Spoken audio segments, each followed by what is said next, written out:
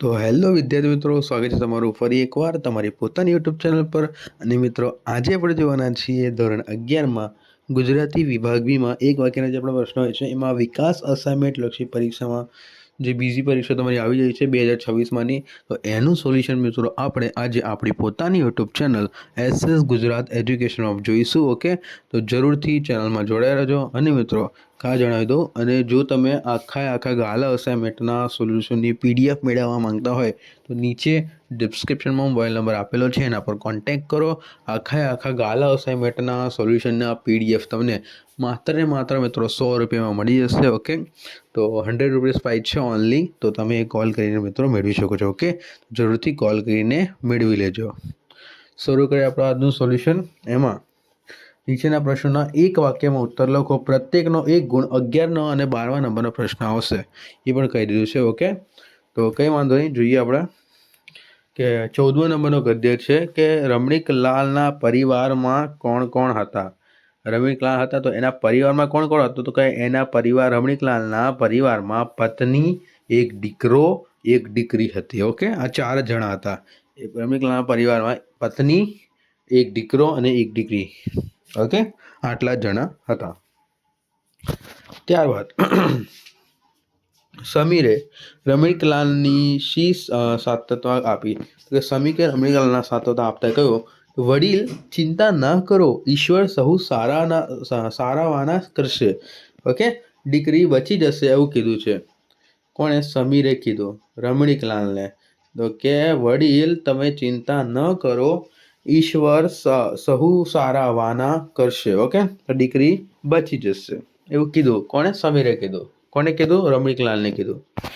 ત્યારબાદ 16મા નંબરનું, શાસ્ત્રીજીનું કયા વિષયો પર જ્ઞાન પ્રભુત્વ છે. શાસ્ત્રીજીના કયા વિષયો પર જ્ઞાન પ્રભુત્વ છે, તો કે શાસ્ત્રીજીનું ગુજરાતી, સંસ્કૃત ઇત્યાદિ ભાષાઓ અને સાહિત્ય પર, ગુજરાતી ઇતિહાસ અને સંસ્કૃત પર જ્ઞાન પ્રભુત્વ છે. ઓકે, શાસ્ત્રીજી કયા વિષય પર જ્ઞાન પ્રભુત્વ હતું, તો કે શાસ્ત્રીજીને ગુજરાતી, સંસ્કૃત અને આદિ ભાષાઓ તેમના સાહિત્ય પર તેમજ ગુજરાતના ઇતિહાસ અને સંસ્કૃતિ પર જ્ઞાન પ્રભુત્વ છે. ત્યારબાદ શાસ્ત્રીજીને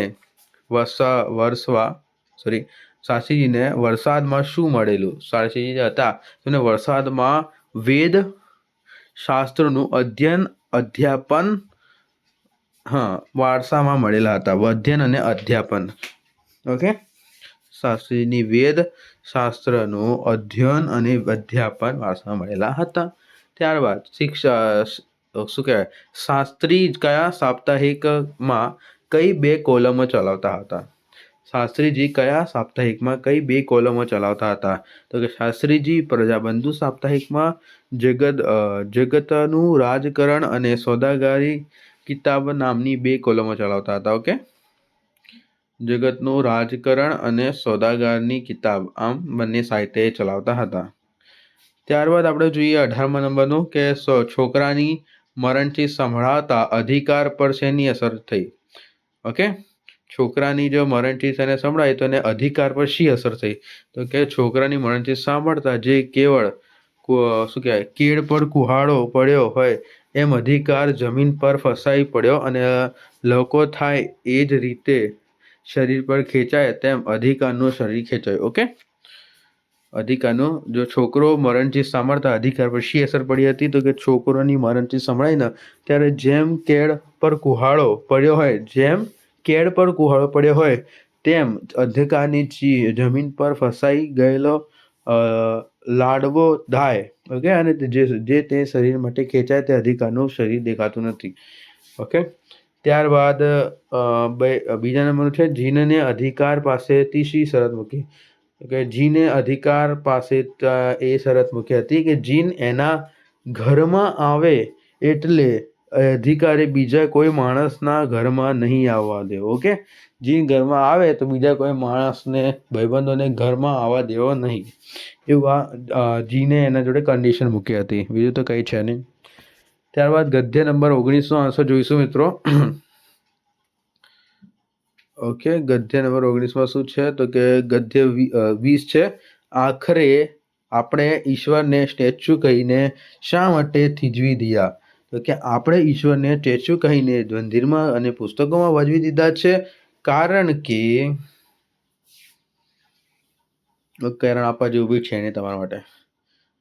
શેરીમાં પગ મૂકતા લેખકને કોણ કોણ વળગી પડ્યા? તો કે શેરીમાં પગ મૂકતા લેખકો, ઘરને પાણી ચૂંટતા છોકરાઓ, એકાદ બે બકરીઓ, પોલાદો કરતી ગાય, ગટર રોટન કાપા ઘાલેલી ટાકણા અંગાશી બીમાર. ઓકે, આ વગેરે મિત્રો કારણો છે. વૃદ્ધો બંને તેમને ઉડતી સમડી વળગી જ રહ્યા છે. ઓકે, ત્યારબાદ ત્રીજું, લેવલ કયો શ્રી કૃષ્ણ. ઓકે, લેવલ કયો સવાલ પૂછીને શ્રી કૃષ્ણ મૂર્તિ પાછી મૂકી થઈ.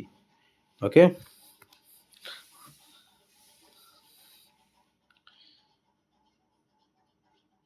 અચ્છા. શેરીમાં પગ મૂકતા લેખક, પાણી ચૂંટતા છોકરા, એકાદ બે બકરીઓને પોલાદ કરતી ગાયો, ગટર દોટ કાપવા ખાધેલા ઢાંકણા અનાજી અને અગાઉથી બીમાર વૃદ્ધિનો તેમજ ઉડતી સમડી વળગી. ઓકે, ત્યારબાદ લેખક નો આનો જવાબ જોઈ લઈએ. તો એ જ હતો, લેખક કયો સવાલ પૂછીને શ્રી કૃષ્ણની મૂર્તિ પાછી મૂકી દે છે? તો કે લેખક શ્રી કૃષ્ણની મૂર્તિ જોઈને ભગવાન તમે પણ સ્ટેચ્યુ થઈ ગયા એવો સવાલ પૂછીને એ મૂકી દે છે. ઓકે, ત્યારબાદ જોઈશું આપણે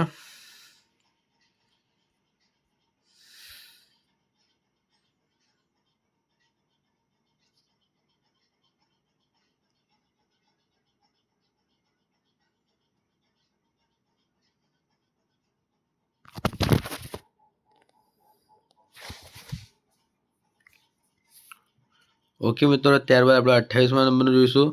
3 ગુણોની સામાન્ય ઓળખ શી છે?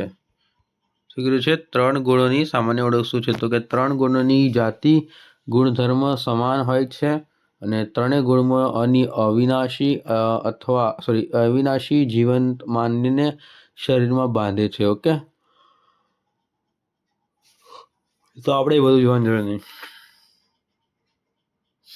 કામ, ક્રોધ અને લોભ શા માટે છોડી દેવા જોઈએ?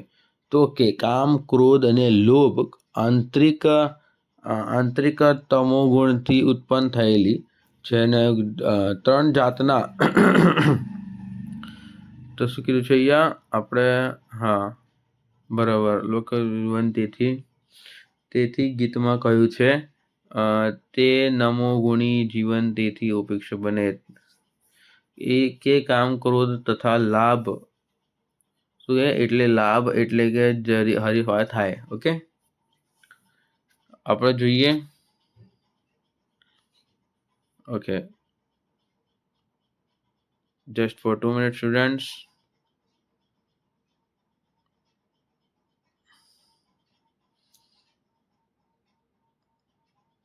પછી જોઈએ નો મિત્રો પ્રશ્ન આપણો શું છે? યસ, તમાસિક આહાર કોને કહેવાય? તો કે ગીતામાં એ એક શ્લોક છે. ઓકે, ગીતામાં શ્લોક છે, તો બહુ અઘરું પડશે તમને. ગીતામાં તમસિક આહાર માટેનું એક ભોજનાલય કે એવું કંઈ છે, ભોજન. તો કે અડધું અડધું પાકેલી અને પંચદેવ.